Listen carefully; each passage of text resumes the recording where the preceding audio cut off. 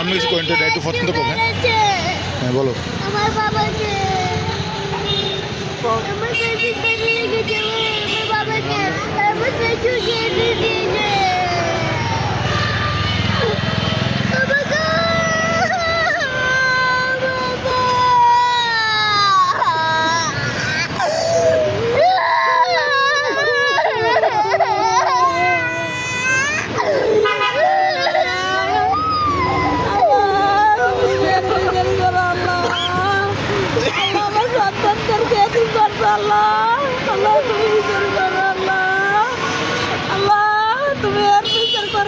পৃথিবীতে তুমি আর বিচার করো আল্লাহ, যারা আমার স্বামীকে হত্যা করছে যেভাবে হত্যা করছে আল্লাহ, তুমি এর ভেতরে আল্লাহ বিচার করো আল্লাহ।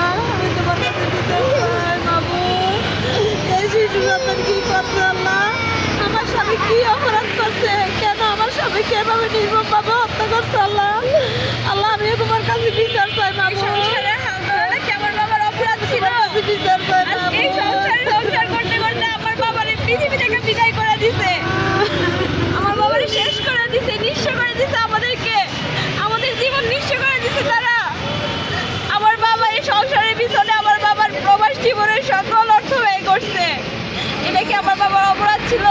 আমার চাচাকে 3 বার বিদেশ দিতে, 3 বার বিদেশ নেওয়াটা কি আমার বাবার অপরাধ ছিল? উনি পথে পথে জুয়া খেলতো, তাস খেলতো, ওনারা এগুলো থেকে একটা মানুষ করে না, সংসারে হাল ধরেন না। এটা কি আমার বাবার অপরাধ ছিল? এই অপরাধের জন্য কি আমার বাবার এই দুনিয়া থেকে বিদায় করে দিতে হয়? হ্যাঁ, এটা কোন ধরনের নির্মম হত্যাকাণ্ড?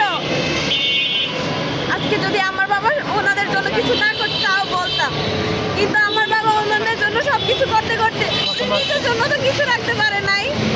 আপনারা ভাই বোন কজন? আমরা 4 ভাই বোন, 2 ভাই 2 বোন।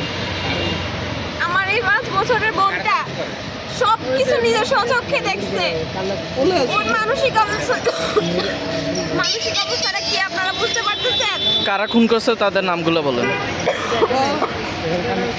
আমার চাচা আনিসুর রহমান, আর আমার চাচি রোকেয়া বেগম, আর আমার চাচাতো ভাই ও আমার বাবার হাতে ধরেছিল।